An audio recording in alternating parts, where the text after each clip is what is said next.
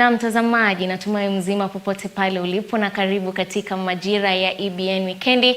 Hii leo ikiwa ni Jumamosi ya tarehe 30 mwezi ukiwa ni ule wa 9 mwaka wa 2023, na ikiwa hii leo ndio siku tunaouaga mwezi wa 9, na karibu katika habari zetu. Mimi ni Belinda William, na tukiangazia taarifa kuu ni kuwa gavana wa Meru Kawira Mwangaza amewataka wawakilishi wadi kuwasilisha hoja ya pili iliyopangwa ya kumtimua mamlakani kwa mara ya pili. Mwangaza amesema kuwa njama za wawakilishi wadi za kumng'atua mamlakani hazitafaulu, kwani hazina uhakiki wa kutosha.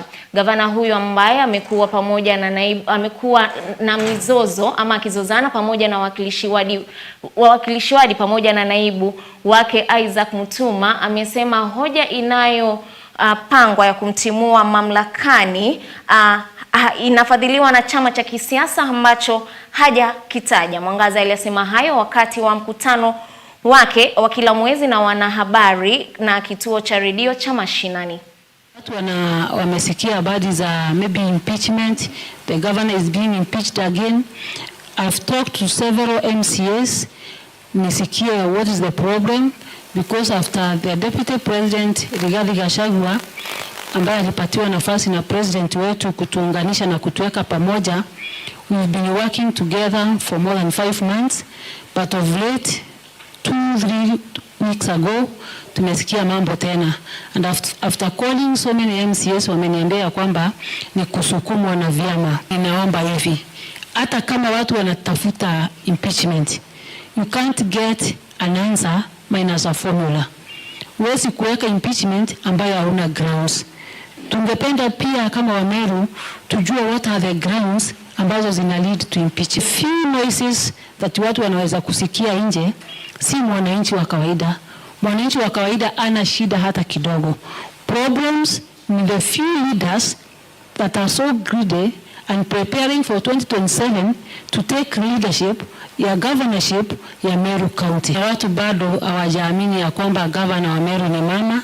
Ninamshukuru Mungu kwa sababu alinipatia uongozi nikiwa independent candidate, nikapambana kwa uwanja, nikafanya siasa zaidi ya miaka 10, na kutoka kwa woman representative Mungu akanipatia nafasi ya kuongoza county ya Meru, na nikaapa ya kwamba nitaongoza kwa uaminifu na kwa ukweli.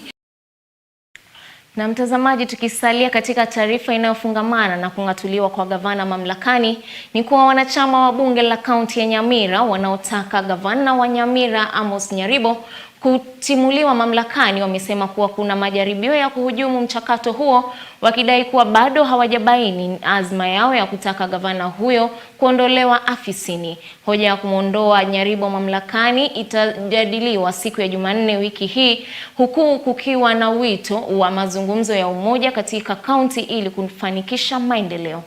Whatsoever, we have no personal vendetta. I'm telling him he still needs us. We have so many things to pass in that county assembly.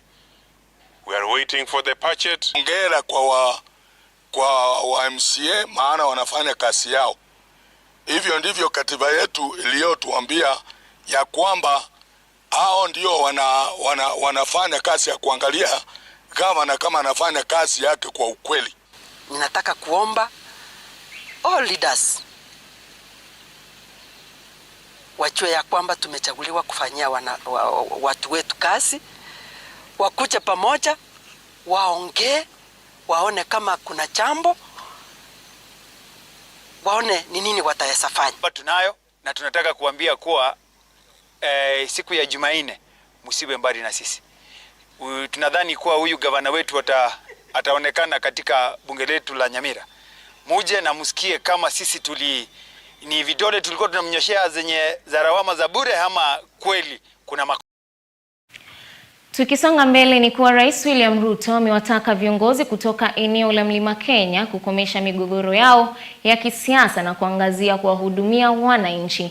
Akizungumza mapema hii leo alipozindua ujenzi wa barabara ya Thika kuelekea Magumu, eneo la Gatundu Kaskazini katika kaunti ya Kiambu, Rais William Ruto aliagiza mashirika husika kuhakikisha ardhi yote ya serikali iko wazi ili kuruhusu miradi ya maendeleo kama vile ujenzi wa nyumba nyumba za bei nafuu, masoko ya kisasa na vituo vya kujumlisha kaunti vinajengwa kwa wakati ufaao. Rais aliwahakikishia wakazi wa kaunti ya Kiambu kwamba serikali yake inapanga kujenga nyumba 10,000 ndani ya vitengo vilivyogatuliwa.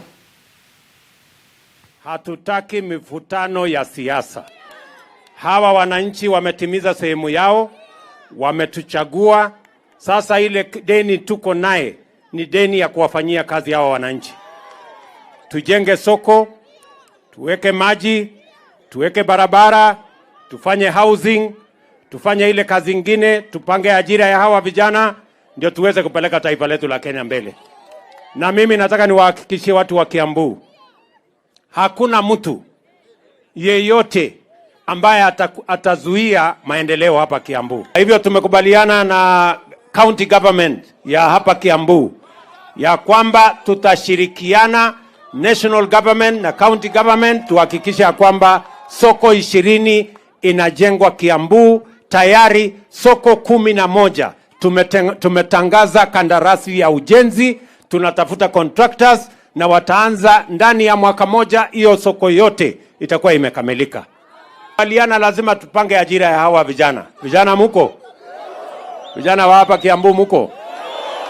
Na ndio sababu mimi nitarudi hapa Disemba, miezi miwili ijayo. Tunakuja kuanzisha nyumba zingine 10,000 ya kujengwa hapa Kiambu County. Wewe Bwana Matangi, fanya kazi na Wizara ya Housing. Si ndio? Hapa ile mashamba ya serikali, mahali tunataka kujenga manyumba, kuna watu wameenda kutengeneza titles ya ukora. Kuna watu wameenda pale wanajaribu kupanga mambo ya kugrab hiyo mashamba. Mimi nataka niambie regional commissioner hapa, wale wakora wote wamevamia shamba ya serikali wamekwama pale, waondolewe. Sisi tunataka kujenga manyumba, hawa wananchi wapate nyumba kwa bei nafuu, kwa sababu tunataka kuondoa slums na tunataka kila mwananchi aishi mahali pana heshima na mahali ambapo mwananchi wa kawaida anaweza kulipa. Na mamlaka ya kitaifa ya uchukuzi na usalama NTSA imeanzisha kampeni kote nchini ya kuimarisha usalama barabarani miongoni mwa waendesha bodaboda na abiria wakati taifa linapoingia katika msimu wa sherehe. NTSA ilisisitiza matumizi ya vifaa vya usalama, haswa helmeti na viakisi katika shughuli zao za kila siku. Takwimu za NTSA zinaonyesha kuwa bodaboda vifo vinavyochangiwa na waendeshaji bodaboda ni vingi katika barabara, huku abiria wa miguu wakiwa wa pili. Kampeni hiyo inalenga kufikia waendeshaji bodaboda katika kaunti zote humu nchini. Kama wanabodaboda wa Uasin Gishu, tunataka nyinyi mkue mstari wa mbele kudumisha usalama wapi? Sawa sawa. Statistics ya accidents wenye wana lead ni watu ya bodaboda followed by pedestrians. Hiyo ni mzuri. Kama sasa hivi tumepoteza wanabodaboda zaidi ya 1200. Imagine. Yeah? Nyinyi ndio mko number 1 followed by pedestrian. Pedestrian ni nani? Mbona nyinyi mko number 1? Sema tulifanya kule Nairobi, sasa tumekuja hii pande ya Eldoret na tutaendelea kufanya kwa miji ile ingine kubwa, na pia tunaimisa public about road safety. Road safety ni concerted effort ya kila mtu. Wewe ukipanda bodaboda ensure uko na helmet yako, na pia mtu wa bodaboda anazingatia sheria ya barabara. Za kuheshimiana, kwa sababu inafika wakati mwingine unapata kwamba hata wale wenye magari wanadhulumu wale watu wa pikipiki. Kwa hivyo nilikuwa nasema wote waheshimiane, wajue hata kuna watu wa pikipiki wako serious, na watu wale wa pikipiki waheshimu magari za watu, sio kugonga gari na kutoroka, kwa sababu wanajua ina value kubwa, au natoroka, na vile vile ati kugonga gari mnajisanya mkuu wengi, mnatishia wale magari kuwatoa. Kwa hivyo wito wangu ni kwamba amani ikuwe ni muhimu na kila mtu aweze kuwajibika kivyake. Na mbunge wa Lugari Nabii Nabwera amempongeza spika wa bunge la kitaifa Moses Wetangula kwa kusimamisha mswada wa kutaka kujumuishwa tena kwa tume ya kuajiri walimu nchini TSC chini ya Wizara ya Elimu. kuchunguzwa kabla ya kuwasilishwa tena bungeni. Akizungumza wakati wa mazishi ya Soita Buyai katika kijiji cha Muhalanya ndani ya eneo bunge lake, Nabwera alisisitiza kuwa mswada huo lazima ufanyiwe marekebisho, akipinga vikali tume hiyo kuwekwa chini ya Wizara ya Elimu. Mbunge huyo pia alipinga vikali pendekezo la Seneta Cherargei la kuongeza muda wa urais hadi miaka 7, huku akiunga mkono kuondolewa kwa baadhi ya maeneo bunge kutokana na ukosefu wa idadi ya wapiga kura. Ikiwa Ministry of Education capitation mwaka inaisha, wametuletea 58% instead of 100. Wanataka warudishie walimu, wafanye nini nao? Ndio sababu nilipinga, na nataka kushukuru Spika kwa kupinga na kusema hayo mapendekezo yaangaliwe upya. On this one, we cannot change the constitution of Kenya through the back door. People died for the 2010 constitution. We slept in trenches. Educational reforms cannot reverse the gains we have made in education. It can only better to a new heights. Therefore, we cannot take the powers of TSC and give it to the Ministry of Education. For that to happen, some of us will have to die. Ni wazimu tu. Only a mental person anaweza sema alitubadilishe miaka ya rais itoke 5 iende 7. Kwingineko Amerika, president umaliza miaka 4. Wanapika nini? Kwa hivyo nataka nimwambie ndugu yangu Cherargei kwamba si mbaya kuota. Hata mimi huota. Lakini ni dhambi kuota mchana kwa akili na kusema kwa maneno ya ndoto. Watu huota usiku wakiwa katika njozi. Ndoto ya miaka 7 ishindwe. Tutakutana kwa bunge tusemezane. Umundu ida. Na mtazamaji, taarifa hiyo ya mbunge wa Lugari inanipamia fursa ya kuchukua mapumziko mafupi hapa studioni, lakini narudi muda usiokuwa mrefu, usiende mbali.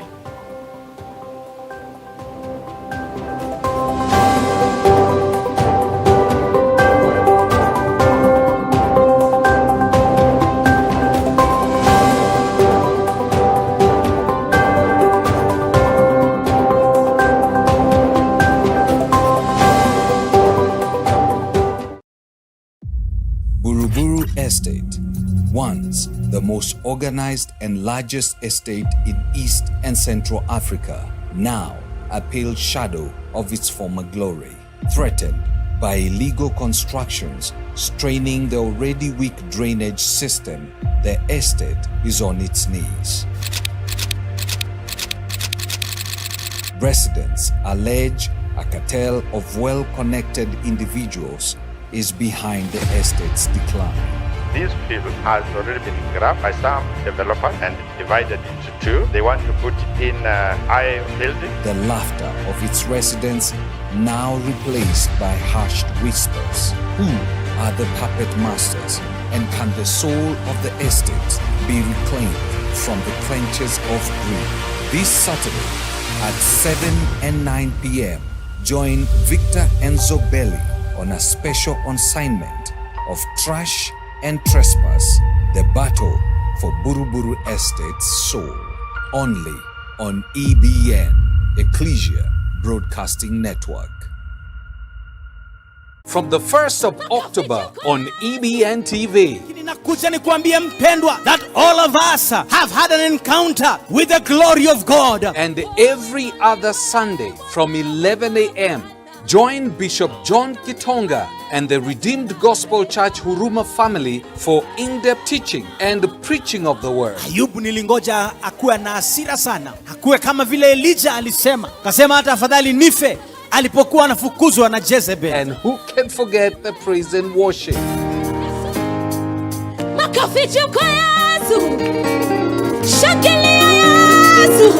Every Sunday from 11 a.m. only on EBN TV. Starting this Sunday, the 10th of September, and every other Sunday from 9 p.m., The Christian World Today. A look at what is happening in the Christendom. We look at revivals, controversies, persecutions, and in-depth interviews on issues affecting the church. Every Sunday from 9 p.m., Christian World Today with Frederick Njiri.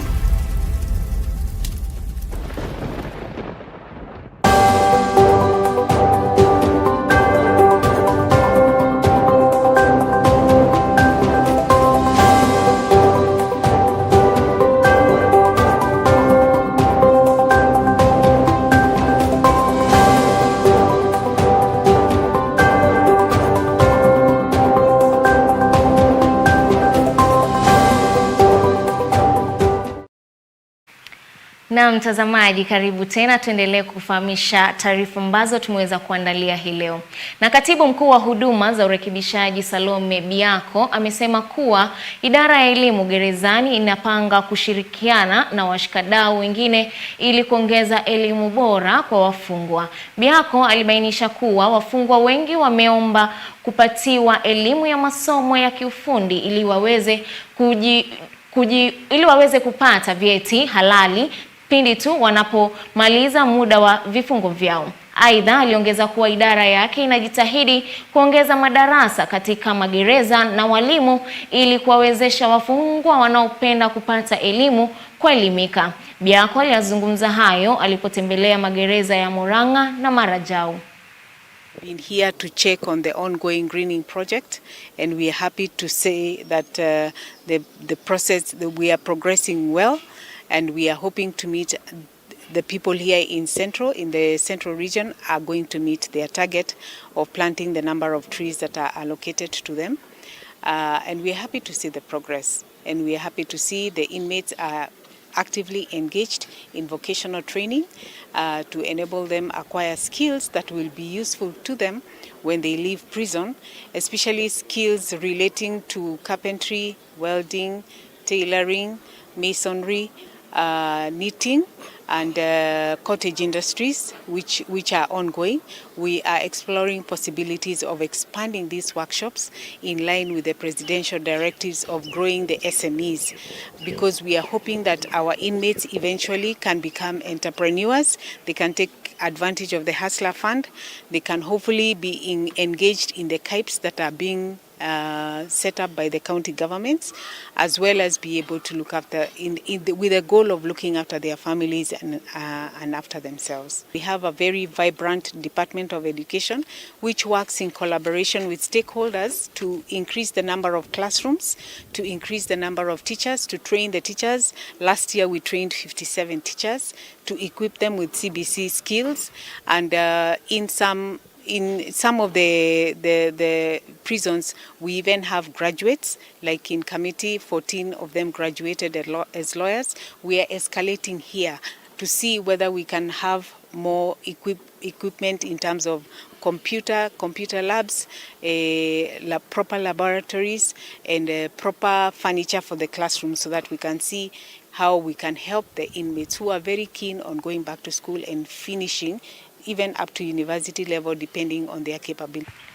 Na wakulima wametakiwa kukumbatia kilimo cha alizeti na mazao mengine yanayozalisha mafuta ya kula ili kupunguza uagizaji wa mafuta ya kula kutoka nje ya nchi, hatua ambayo itasaidia kupunguza bei ya mafuta ya kula humu nchini.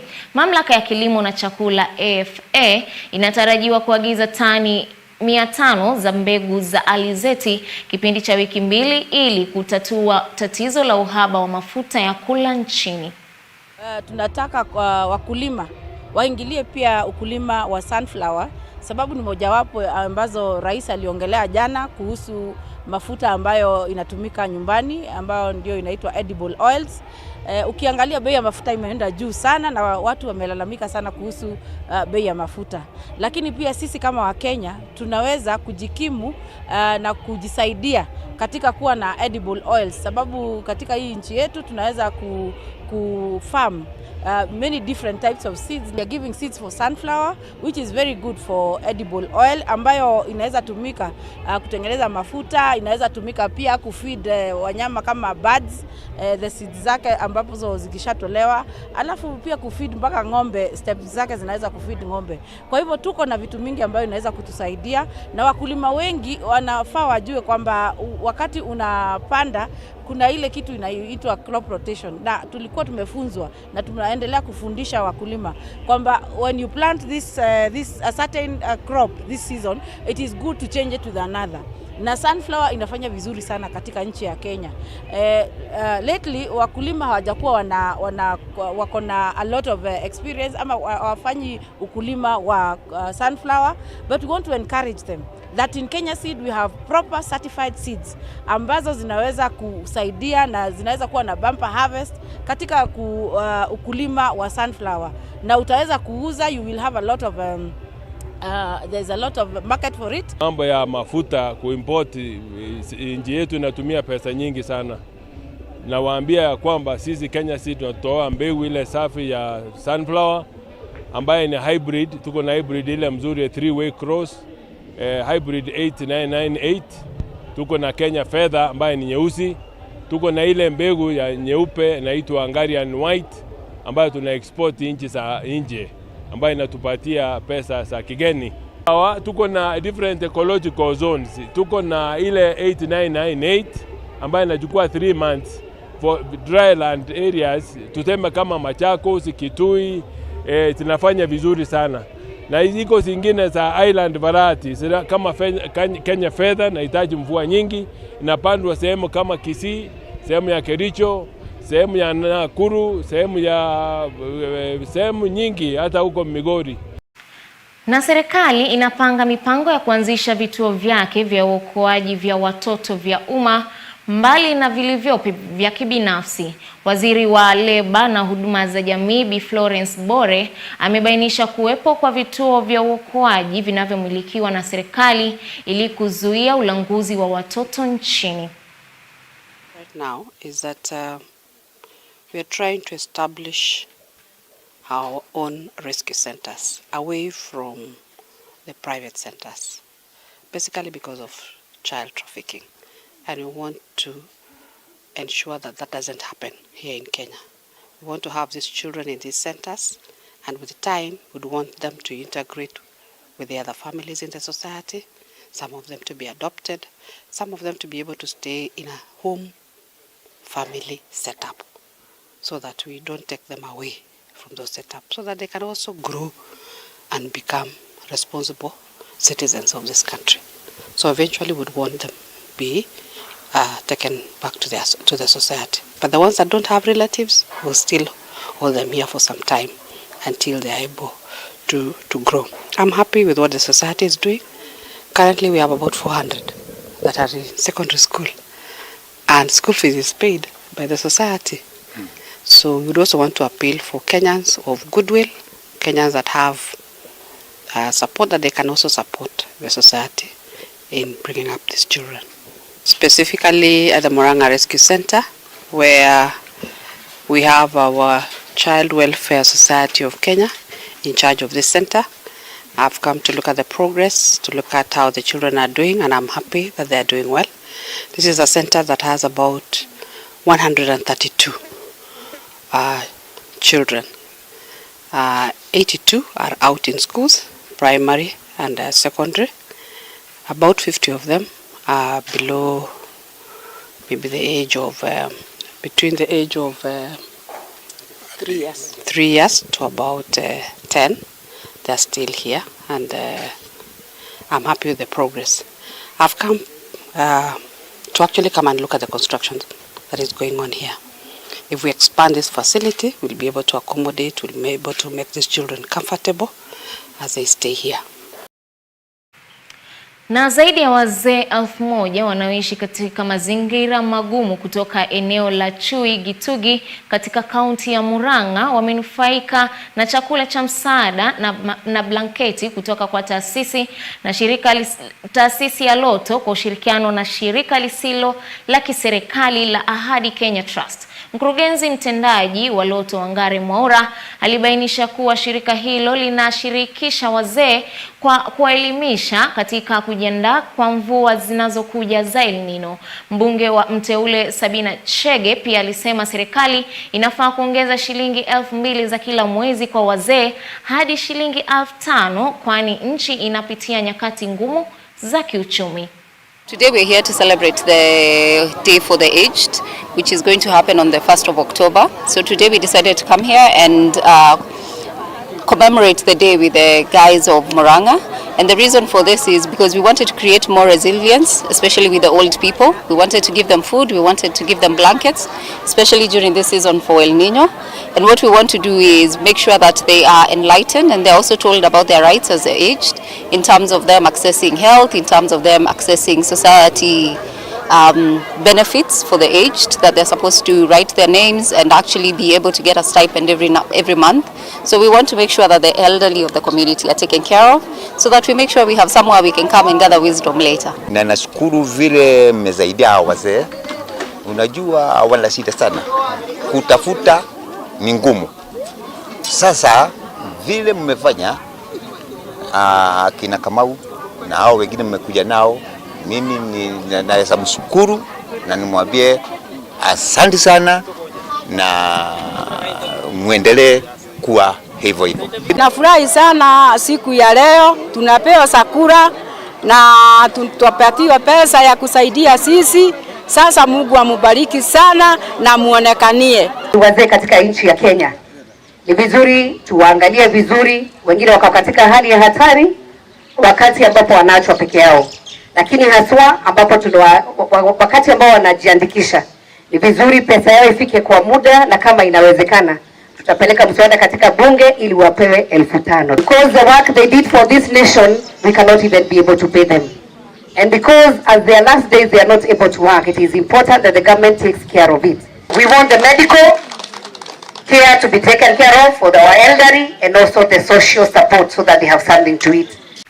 Na mtazamaji, ni hayo tu ambayo tulikuwa tumekuandalia katika meza yetu ya Majira ya EBN Weekendi. Na katika michezo, ligi kuu ya Uingereza, Arsenal imeichapa Bournemouth mabao 4-0, huku Manchester wakibamizwa na Crystal Palace bao 1-0, na Man City kubamizwa mabao 2-1 na Wolves. Taarifa hizo za michezo zitakuja hapo mwendo wa saa 3 ukiwa naye Cynthia Nanjala, pamoja na makala ya Battle for Buruburu Souls ukiwa naye Victor Enzobeli. Mimi ni Belinda William na kutakia usiku mwanana hadi wakati mwingine. Kwaheri.